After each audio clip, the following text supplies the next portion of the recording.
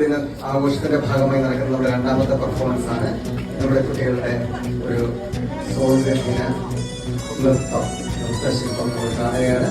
അവരെ സ്നേഹപൂർവ്വം സ്വാഗതം ചെയ്യുന്നു.